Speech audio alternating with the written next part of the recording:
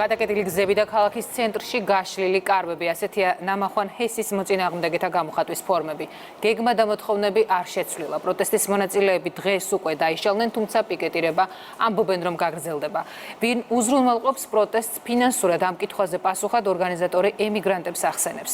სხვადასხვა მედია საშუალების ინფორმაციით კი რეგიონებიდან მოსახლეობის ტრანსპორტირება, მათი თბილისში ყოფნა და აქციის ტექნიკური მხარის უზრუნველყოფა საკმაოდ სოლიდური თანხაა და უხეში გათვლებით დღეურად მინიმუმ 50,000 ლარს საჭიროებს. პროტესტის ორგანიზების ნაწილში არაერთხელ გაისმა რუსეთში მცხოვრები ბიზნესმენის გვარი, რომელიც ახლა უკვე თავადაც დგას აქციებზე.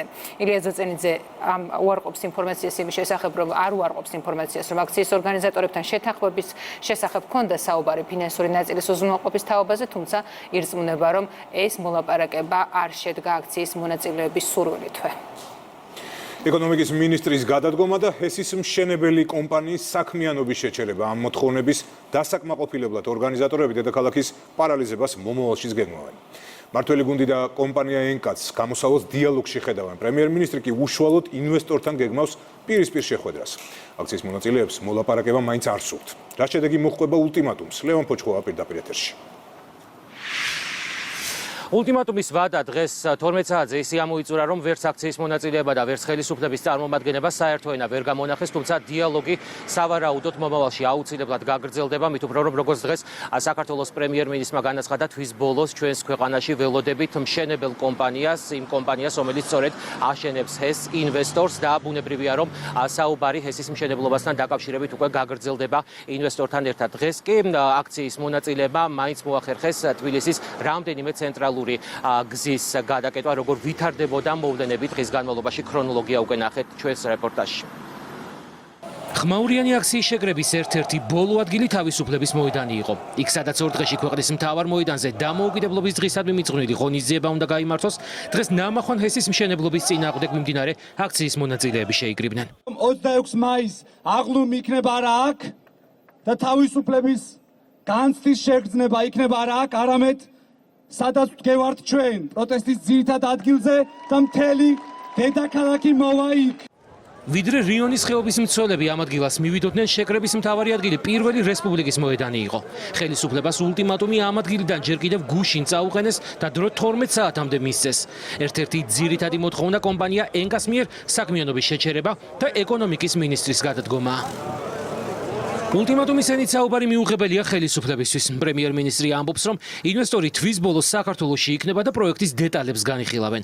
მთავრობის წევრები ჰესის მშენებლობის მოწინააღმდეგეებთან დიალოგის გაგრძელების აუცილებლობაზე საუბრობენ. ულტიმატუმის ენით საუბარს ეს არის კატეგორიულად მიუღებელი.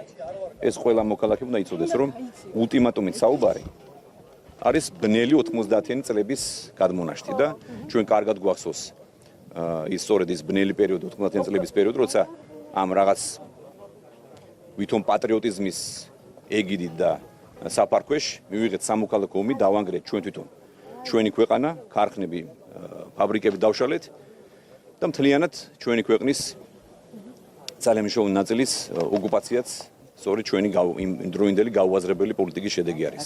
დავკარგეთ მიწა-წყალი. აქედან გამომდინარე, მე მინდა ამ ყველა ადამიანებს მივმართო და მოვუხმო გონიერებისკენ. სახელმწიფო იმართება კანონით და კონსტიტუციის ფარგლებში. ვინც გადავა კანონის ფარგლებს მიღმა, რა თქმა უნდა, სახელმწიფოზე იქნება შესაბამისი რეაგირება. რაც შეიძლება ბევრი ჰიდროელექტროსადგური უნდა აშენდეს ქვეყანაში, მაქსიმალურად რაციონალურად უნდა იქნეს გამოყენებული ის რესურსები, რომელიც ქვეყანას გააჩნია, იმისთვის, რომ მე, თქვენ, ჩვენი ქვეყნის მოქალაქეები არ ვიყოთ დამოკიდებული რუსეთიდან, აზერბაიჯანიდან, თურქეთიდან, სომხეთიდან შემოტანილ ელექტროენერგიაზე. მთავრობის წევრები ამბობენ, რომ ქვეყანა ჰესის მშენებლობით იმაზე უფრო მეტ სარგებელს ნახავს, ვიდრე ზიანს. მით უმეტეს მაშინ, როცა საქართველო ენერგოდამოუკიდებლობის მიმართულებით ნაბიჯებს დგამს. ერთი წამითაც ეჭვმეპარებოდეს და არ ვიყო დარწმუნებული იმაში, რომ ქვეყნის დამოუკიდებლობა გადის ენერგოდამოუკიდებლობაზე და ეს პროექტი, ისევე როგორც სხვა ადგილობრივი გენერაციის პროექტები, ძალიან სტრატეგიულია ჩვენთვის. მე აქ დღეს თქვენ წინაშე არ ვიდგებოდი და არანაირი დამატებით მოწოდება არ დამჭირდებოდა. უნდა გამოიყენოს სწორი ფორმატები, იმ შემთხვევაში ექნება მხოლოდ აზრს დიალოგის და მივიღებთ შედეგს, იმიტომ რომ ჩვენ შეიძლება ულტიმატუმების საუბრობთ, მაგრამ შედეგის მომტანი არასოდეს არსად არ აღწევთ მიმართულებით, არც ერთ საკითხთან დაკავშირებით არ ყოფილა. ინვესტორი რომ საქმიანობას კანონმდებლობის სრული დაცვით ახორციელებს, ამას კომპანია აინკაშიც ადასტურებენ. მერაბ ლომინაძე ამბობს, რომ სამუშაოები ყველა საჭირო კვლევის თანხლებით ხორციელდება. პროცესი უკვე დაწყებულია, არაერთი ქართველი ექსპერტი არის ჩართული იმ დოკუმენტაციის განხილვაზე, რომელიც უხმად არის წარმოდგენილი ჩვენი მხრიდან 59 სხვადასხვა დასკვნა იქნა გადაცემული როგორც ეკონომიკის სამინისტროსთვის, ასევე იმ პლატფორმისთვის, სადაც მიმდინარეობს ეს განხილვები, ჩვენ ველოდებით შედეგებს. ულტიმატუმის ვადის ამოწურვის შემდეგ აქციის მონაწილეებმა იუსტიციის სახლის მიმართულებით მსვლელობა დაიწყეს. ეს პროცესი არ დამთავრდება იქამდე, ვიდრე ყველა ჩვენი მოთხოვნა არ შესრულდება იმ განცხადებებს, რასაც პრემიერი აკეთებს, აბსოლუტურად არაადეკვატურს და უპასუხისმგებლოს, თან ამბობს, რომ პროცესი თითქოს შეფასების, ესე ვთქვათ, ფაზაშია და ეხლა ირკვევა, რაიმე ხარვეზი ხო არა აქ ხელშეკრულებას და გადაგზავნილია თითქოს შესაძლებლად, თან პარალელურად ვიცით, რომ ხეობაში ყველა სამშენებლო სამუშაო მიმდინარეობს, მათ შორის მოსამზადებელის და ძირითადიც. მსვლელობის დროს გადაიკეთა მტკვრის მარჯვენა სანაპირო. სწორედ იუსტიციის სახლის მიმდებარედ აქციის ორგანიზატორებმა ხელისუფლებას ბრალი მიწების გასხვისებაში დასდეს. სამართალდამცველებთან იყო მცირე შელაპარაკებაც.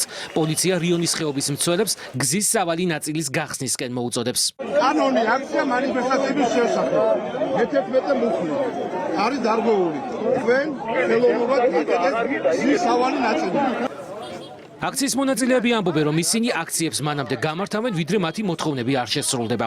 კერძო შემოწირულობა აქვთ იმისთვის, რომ სცენის ხარჯები გაისტუმრონ და აქციას ორგანიზება გაუწიონ. ვარლამ გოლეთიანი ამბობს, რომ ამაზე ბიზნესმენები და ემიგრანტები ზრუნავენ. მთელი ემიგრაცია ჩართულია ამ ბრძოლაში, ფინანსურად მნიშვნელოვნად გვეხმარებიან და ჩვენი ქვეყნის მოსახლეობა მათ შორის, ჩვენი რესურსი, ჩვენი მეგობრების რესურსი ყველა თვითორგანიზდება და ყველას დიდი სურვილი აქვს ზოგადად, იმიტომ რომ ჩვენი ბრძოლა 200 წლადღია გრძელდება, რა წვლილი მიიღოს ამ ყველაფერში. აქცია ამ დროისთვის დასრულებულია. საერთო ენის გამონახვისკენ მხარეებს მოუწოდებენ დიპლომატიური მისიების წარმომადგენლები კელი დეგნანი და კარლ ჰარცელი. აცხადებენ, რომ აუცილებელი არის, რომ მომავალში გაგრძელდეს დიალოგი, ისევე როგორც საქართველოსთვის, ჩვენი ქვეყნისთვის ენერგოდამოუკიდებლობას აქვს ძალიან დიდი მნიშვნელობა. მნიშვნელოვანია ის, რომ საზოგადოების შეშფოთება მოისმინოს და გაითვალისწინოს მთავრობამ, რომ ყველა დაინტერესებული მხარის მოსაზრებები იყოს გათვალისწინებული. ცხადია, გამოხატვის თავისუფლება, შეშფოთების გამოხატვა ძალიან მნიშვნელოვანია. მნიშვნელოვანია მთავრობამ გამონახოს დრო, რომ მოისმინოს მათი აზრი, იმუშაოს გამოსავალზე. მთავრობამ ეს უნდა დააბალანსოს საქართველოს ენერგოდამოუკიდებლობასთან და გამრავალფეროვნებასთან მიმართებაში, რათა საქართველო აღარ იყოს დამოკიდებული რუსეთზე ელექტროენერგიის გამო, რომ საქართველოს მოქალაქეებმა არ გადაიხადონ მაღალი ტარიფი ელექტროენერგიაში. ეს რთული ბალანსია, თუმცა ამის გასაღებია საზოგადოების მოსმენა და დასაწყისიდანვე ენერგოპროექტებში საზოგადოების ჩართვა. მე მინდა მოვუწოდო ყველას დიალოგის დაწყებისკენ და ისეთი პლატფორმის გახსნისკენ, სადაც ყველა დაინტერესებული მხარე იქნება ჩართული. ვფიქრობ, როცა ასეთ საკითხებს ეხება საქმე, ძალიან მნიშვნელოვანია გამჭვირვალობა და იმის სათანადო შეფასება თუ რა პრობლემები დგას დღის წესრიგში. ასევე მივესალმები და მხარს უჭერ ენერგოთანამეგობრობის ქარტიის სამდივნოს ჩართულობას, რაც დადებითად აღიქმება ორივე მხარის მიერ და მნიშვნელოვანია. აქცია დღეს ამით დასრულდა, თუმცა მხოლოდ ხვალამდე ხვალ პირველი რესპუბლიკის მოედანზე აქციის მონაწილეები, ორგანიზატორები ისევ შეიკრიბებიან და უკვე ანონსდება, რომ ისევ მოახდენენ ცენტრალური გზების ბლოკირებას, თუმცა კონკრეტულად რომელ გზებზე არის საუბარი, ამის შესახებ სამოქმედო გეგმას უშუალოდ ხვალ 4 საათზე გააჟღერებენ. მადლობა ლევან.